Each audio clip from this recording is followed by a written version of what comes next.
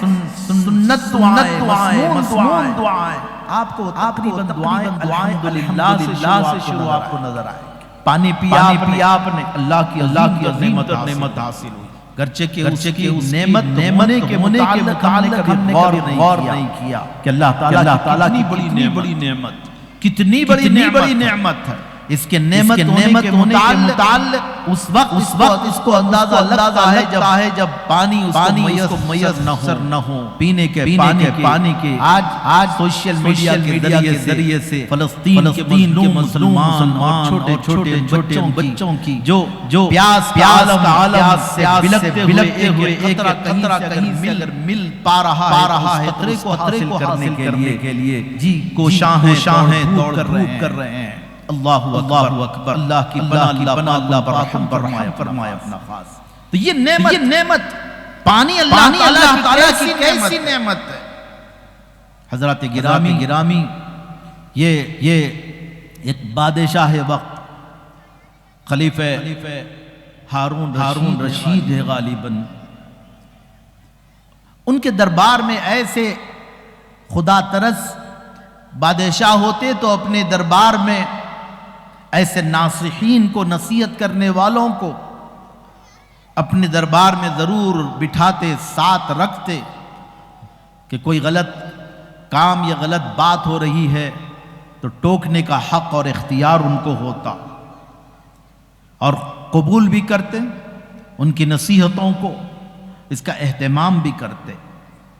ایک مرتبہ پانی کی طلب ہوئی، پانی کی پیاس لگی، انہوں نے پانی طلب کیا، ان کے سامنے پانی کا کٹورا پیش کیا گیا، پانی کی پیاس تھی، طلب تھی، وہ پانی پینے کے لیے اس کٹورے کو لیے اور اپنے منہ کے قریب کیے، پانی پینا ہی چاہتے تھے۔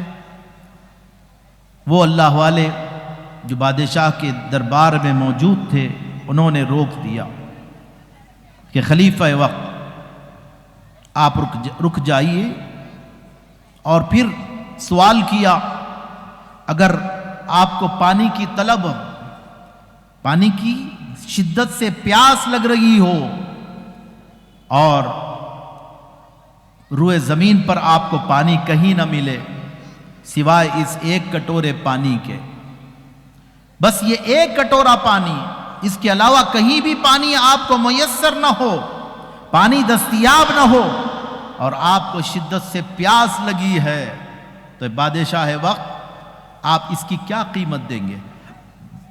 اس ایک کٹورے پانی کی کیا قیمت دیں گے؟ اللہ اکبر۔ پانی تو اللہ تبارک و تعالیٰ نے ایسی نعمت رکھی، انسانوں کی ضرورت، جانوروں کی ضرورت، بلکہ وَجَعَلْنَا مِنَ الْمَاءِ كُلَّ شَيْءٍ حَيٍّ، ہر زندہ چیز کو ہم نے پانی سے بنایا ہے، پانی سے ہر زندہ چیز کو ہم نے بنایا ہے۔ ایسی ضرورت ہے، اللہ تبارک و تعالیٰ نے اس ضرورت کو عام فرما دیا ہے، کوئی حرج نہیں، کوئی عام ہے، پانی آسانی سے دستیاب ہوتا ہے لوگوں کے، بلکہ قدموں کے نیچے اللہ تعالیٰ نے پانی رکھ دیا ہے۔ یہ نعمت اتنی عام بھی فرما دی۔ پوچھا کہ ایک کٹورا پانی اور کہیں پانی دستیاب نہیں آپ کو اور پیاس لگی ہے، تو اس ایک کٹورے پانی کی قیمت کیا دیں گے آپ؟ سمجھدار تھے، دانش مند تھے، بھئی کوئی 100 دینار 200 دینار ایسی کوئی قیمت، معقول بات انہوں نے کی۔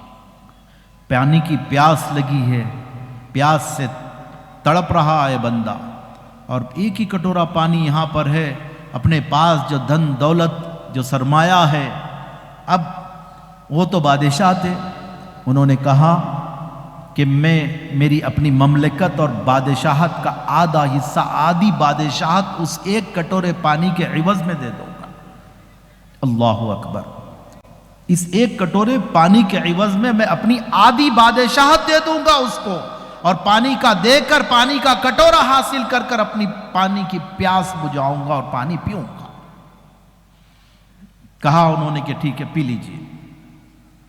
بادشاہ بسم اللہ الرحمن الرحیم کا پی لیے پانی، الحمدللہ پانی پی لیا، اللہ کا شکر بجا لا لیا، بات ہو گئی رفع دفع۔ پھر کچھ دیر کے بعد پھر انہوں نے سوال کیا بادشاہ سے، بادشاہ یہ بتائیے آپ کو پیشاب کی حاجت محسوس ہو رہی؟ جی، پانی انسان پیتا ہے تو یقینی طور پر اس کا اخراج اور پیشاب کے نکلنے کا جو معاملہ انسانی بدن سے خارج ہونے کا، پیشاب کی ضرورت محسوس ہو رہی ہے اور آپ کو، اور پیشاب آپ کا رک گیا ہو، جو اس تکلیف سے گزرے ہیں عمومی طور پر کڈنیز کا پرابلم اور پتھری جو آتی ہے، اللہ پاک محفوظ رکھے، کیسی شدت کی تکلیف ہوتی ہے، آپ نہ گزرے ہو تو اللہ نہ گزارے آپ کو، لیکن جو گزر چکے ہیں ان سے پوچھئے کہ کیا تکلیف ہوتی ہے۔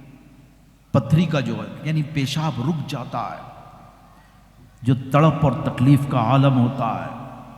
انہوں نے بادشاہ سے سوال کیا کہ بادشاہ اگر آپ کو پیشاب کی حاجت محسوس ہو رہی، یہ ضرورت محسوس ہو رہی ہے اور پیشاب آپ کا رک گیا ہے، پیشاب آپ کا رک گیا ہے، کسی کے پاس اس کا علاج نہیں، ایک بندے کے پاس اس کا علاج ہے جو آپ کے پیشاب، رکے ہوئے پیشاب کو جاری کر سکتا ہے، خارج کر سکتا ہے، نکال سکتا ہے، بتائیے کہ آپ معاوضہ کیا دیں گے؟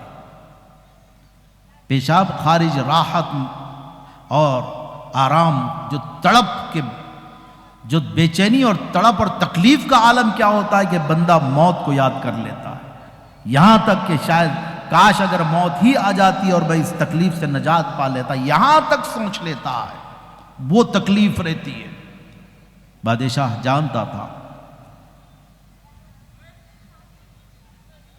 دانا تھا، دانشمند تھا، اس نے کہا کہ میرے اپنے پاس میں جو بقیہ آدھی سلطنت ہے، وہ سلطنت میں میرے رکے ہوئے پیشاب کو خارج کرنے والے، اس کو نکال باہر کرنے والے کو، اور اس نکال کر مجھ کو راحت پہنچانے والے کو میں بقیہ آدھی سلطنت بھی اس کو دے دوں گا۔ بھئی جان ہے تو جہان ہے، بھئی یہ تکلیف، یہ اذیت، جان ہے تو جہان ہے، ورنہ جان کے لالے پڑے ہوئے تو یہ حکومت لے کر کیا کرے گا بندہ؟ وہ بقیہ آدھی سلطنت میں اس کو دے کر میں اس تکلیف سے نجات پالوں گا جو پیشاب کے رکنے کی صورت میں مجھ کو تکلیف پہنچتی ہے۔ اللہ اکبر۔ پھر انہوں نے نصیحت فرمائی کہ وہ دنیا، وہ یہ تو ہماری اور آپ کی دنیا کی حیثیت کیا بادشاہ کی بادشاہت کے مقابلے میں، وہ ایسی وسیع و عریض بادشاہتیں تھی کہ جن کی سلطنت کا دائرہ اتنا وسیع کہ سورج نہیں ڈوبتا تھا ان کی سلطنت کے دائرہ سلطنت میں، کہ سورج ہمیشہ برقرار رہتا تھا، اتنی وسیع سلطنتیں ان کی۔ وہ کہ فرمایا، پھر نصیحت کی کہ یہ دنیا، یہ تو ساری کی ساری دنیا، یہ بادشاہتیں، یہ ساری دنیا کی اتنی بڑی طویل وسیع و عریض بادشاہت بھی، طول و عرض میں اس کی وسعت اتنی، یہ ساری بادشاہت صرف محض ایک اللہ تبارک و تعالیٰ کی نعمت، ایک کٹورا پانی کا معاوضہ اور اس کی اجرت ہے، کہ وہی ایک کٹورا پانی پینے کے لیے کچھ دستیاب نہیں، صرف وہ ایک کٹورا پانی تو آدھی سلطنت، اور پھر پیٹ میں جا کر رکنے پر اس پانی کو خارج کرنے پر بقیہ آدھی سلطنت، بادشاہت اور حکومت دینے کا اعلان۔ تو پھر نصیحت کی کہ پھر اس حکومت، اس سلطنت اور اس دنیا پر کس قسم کا غرور، کہ جس کا جو صرف ساری کی ساری سلطنت ایک کٹورے پانی کا معاوضہ اور اس کی اجرت اور قیمت بن رہی ہے۔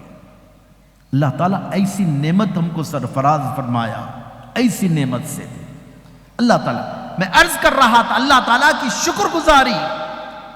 پانی پیتے ہیں آپ، سنت الحمدللہ، پانی پینے سے پہلے بسم اللہ پڑھنا ہے، پانی کی جو سنتیں ہیں، دیکھ کر پانی پینا ہے، بیٹھ کر پانی پینا ہے، 3 سانسوں میں پانی پینا ہے، اور سانس برتن میں لینا نہیں ہے، گھونٹ لینے کے بعد میں برتن کو اپنے منہ سے ہٹا کر سانس چھوڑنا ہے. یہ مسنون سنتوں میں سے کیسی حکمتیں ہیں. آج یہ بتاتے ہیں ڈاکٹرز، بیکٹیریاز جب انسان سانس لیتا ہے تو جو بیکٹیریاز انسان کے جسم سے نکلتے ہیں، سانس کے ذریعے سے نکلتے ہیں. آپ سانس برتن میں سانس چھوڑیں گے تو بیکٹیریاز اس برتن میں، اس پانی میں آ جائیں گے. تو منہ سے ہٹا کر سانس لینا. جی پینے کے بعد پھر الحمدللہ کہنا ہے. یہ الحمدللہ کھانا کھانے کے بعد کی دعا دیکھیے آپ. الحمدللہ الذی اطعمنا وسقانا وجعلنا من المسلمین. الحمدللہ کہنا. بیت الخلاء میں آپ داخل ہوتے ہیں، بیت الخلاء سے باہر نکلتے ہیں آپ. الحمدللہ وہی اللہ کا شکر ہے، اللہ کی تعریف. الحمدللہ بولتے ہیں نا، تعریف، یہ شکر ہے. الحمدللہ اس کو سمجھ کر اس پر اللہ تعالیٰ کا شکر بجا لانے کے جذبے کے ساتھ آپ یہ پڑھیں تو اللہ تعالیٰ کی نعمتوں کو سمجھنے، اس منعم حقیقی کی ذات کی عظمتوں کا جو معاملہ ہے آپ کے دل، دماغ اور ایمانی کیفیات کو وہ بلند سے بلند تر کرے گا.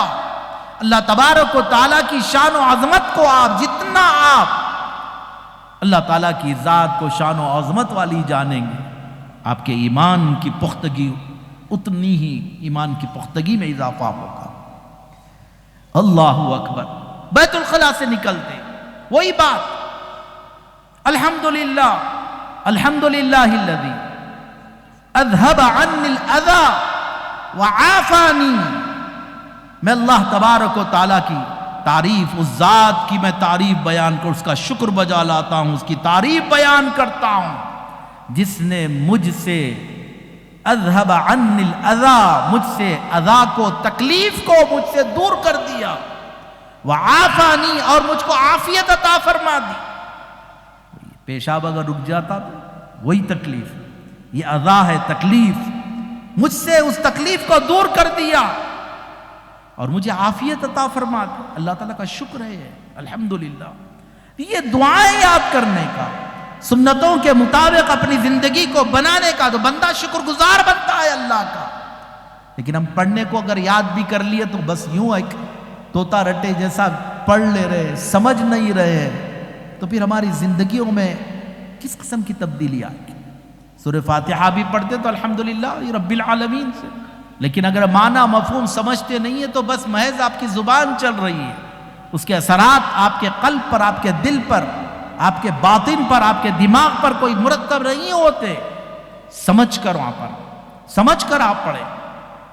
تو میں عرض کر رہا تھا اللہ تعالیٰ کی نعمتوں پر شکر بجا لانے کا جو معاملہ ہے، بندہ شکر بجا لا. اللہ تعالیٰ کو یہ بات پسند ہے.